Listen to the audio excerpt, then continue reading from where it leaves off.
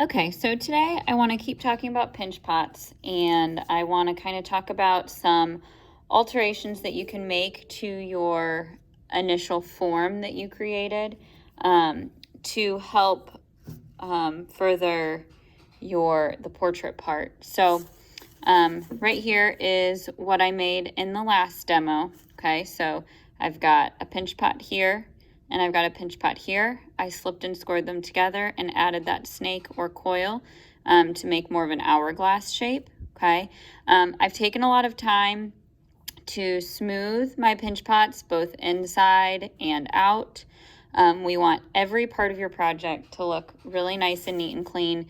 And if you remember from your tile project, it's a lot easier to smooth as you go rather than trying to just get everything together and then smooth everything. That'll be a lot more work. So I've tried to smooth as I go. Now, for the pinch pot portrait project, so assuming this will be the bottom portion and then this will be where your portrait actually goes. And you might flip your, the pinch pots that you put together, you might flip it both ways and see which you think is better. Now I'm kind of thinking that maybe this is going to be better for the top part, but you can kind of just decide.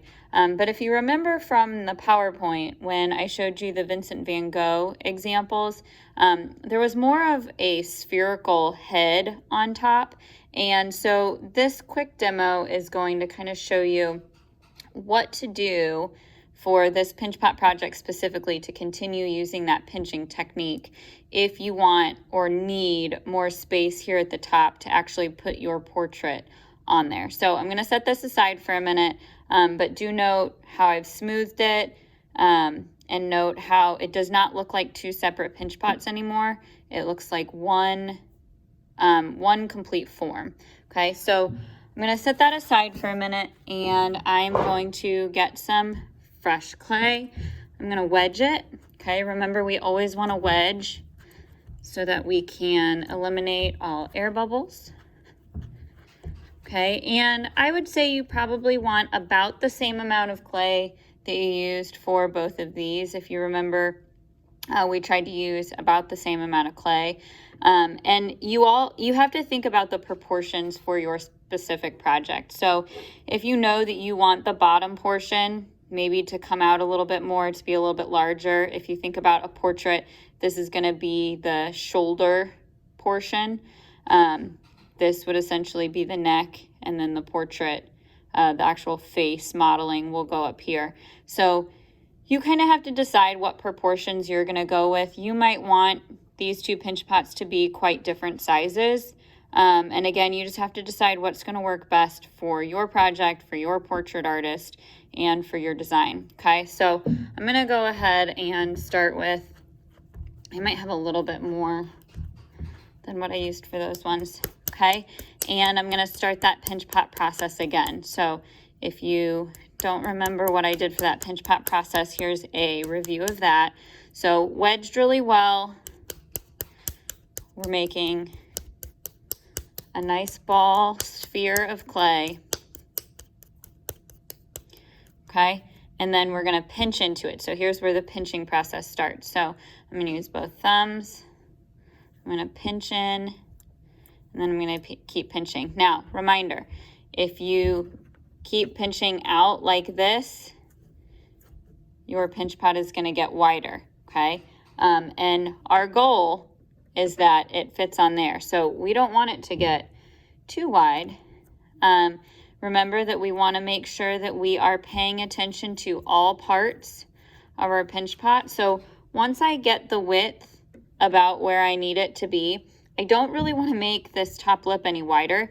So at that point, I can kind of pinch up. And remember, I'm going to kind of cup it with this hand. Okay, general pinch pot reminders. We want to make sure that we're not letting our top lip get too thin. Okay, remember 1/4 of an inch is always kind of our magical measurement. So don't spend too much time pinching up there. Don't let it get too thin up there. And on the other side of that, we want to make sure that we're not letting the bottom part around here stay too thick. Okay, so we want to make sure that we get to that 1/4 of an inch measurement throughout your entire pinch pot. So you kind of have to just feel around, pinch, pinch, pinch to 1/4 of an inch until we get a nice looking pinch pot. And if you think about it, this is going to be the top part of the head. So you might think about that as you form it. Okay, again, so I've gotten a little bit big. So to kind of remedy that, I'm just going to kind of squishing it in a little bit and kind of compressing the clay back together. Maybe if you have some thinner spots, you do that in those spots so that that clay thickens up a little bit. Okay, I'm gonna check that again. All right, and now we're looking pretty good. Okay, so now at this point, I'm gonna make sure that I smooth the inside. I'm holding my hand on the outside of it so that it doesn't flop, but we always want everything to be as smooth as possible. So I'm gonna take some time to smooth that. And remember, my demos are always just to show you the technique. It's not to show you what a perfect A project with perfect finishing touches and craftsmanship is going to look like. It's really just to show you the technique. So you should always be going beyond what I'm doing in the demo. I'm going to tap, tap, tap to make sure that that lip is nice and flat so that it'll connect really well. And then I'm going to use my smooth kidney to get all those bumps and lumps smoothed out on the outside portion. Okay, even though we're not necessarily going to see the inside very well, we do always want to make sure that that's smooth, but then where we are going to see, we definitely want to be smoothed. Okay, so I'm going to get that as smooth as possible. Remember, soft plastic clay isn't always going to get as smooth as you want it to be. It's not going to necessarily do everything that you want it to do because it's still soft and plastic. So we just mainly want to get the big lumps and bumps out and get it looking as smooth as we can get it. Okay, so now I'm going to bring back my original 2 pinch pots and I'm going to slip and score these 2 together. Okay, so remember, deep score marks. Okay, look at those score marks. Nice deep score marks because we want to make sure that it sticks. So if you had anything in your first project fall apart, it may have been, maybe you did slip and score, but you didn't get nice deep score marks. Remember, we want it to look like Velcro, and then same thing on this. So we want to score both pieces. Okay, and if your scoring tool is picking up a lot of clay, you want to clean that off because that's going to prohibit really deep scoring marks. So I want to make sure that we get nice deep score marks. Okay, so I've scored both. I'm going to add slip to one. Doesn't matter which one. Remember, we want our slip to be nice and spreadable. It's our glue. And again, we don't want to be wimpy with our slip. Okay, we can always wipe off excess.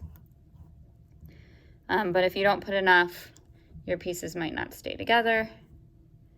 So be generous, okay? So score both, slip one, and then I'm going to wiggle this on, just kind of thinning that out. That looked a little thick. Okay, so then I'm gonna wiggle that on and kind of compress it on, okay? And then I want to make sure that I smooth my seam. So obviously I've created a seam. I don't want a seam because not only does it create a weak spot, but it also has created a line in what will be my portrait, my head. Okay, so smooth kidney is really good for smoothing out seams.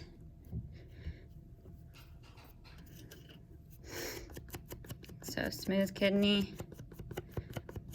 Okay, and again, we're doing the best that we can, knowing that it's soft plastic clay. It's not necessarily going to get as smooth as we want it for the end product, but we want to do as best as we can, okay? Now, I have essentially created a giant air pocket up here, okay? So I've enclosed this area, there's no air hole to get out. So I've created a giant air pocket that would explode in the kiln if I don't do something. So you can kind of take advantage while it's a big air pocket.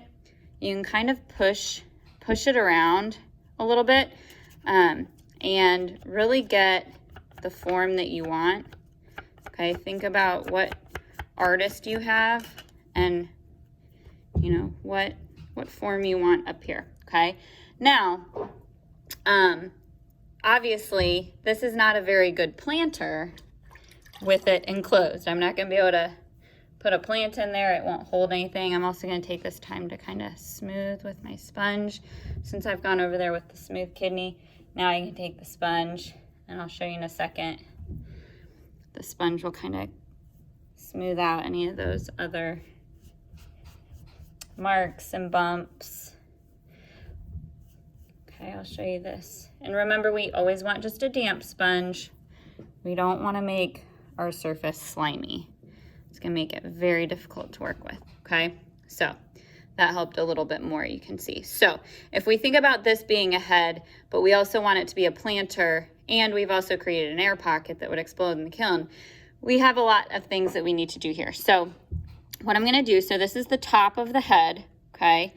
So I wanted a little bit more of a clay canvas to work with to get my portrait on there, but I still need it to be a planter. So next step, you can either take a fettling knife or a needle tool, okay? Your choice. I'm going to use a needle tool, and I'm going to cut a hole in the top, okay? So it'll still give me more room to get my portrait on there, but it will also allow me to still let it be a planter. So I would recommend maybe kind of just sketching it on there first.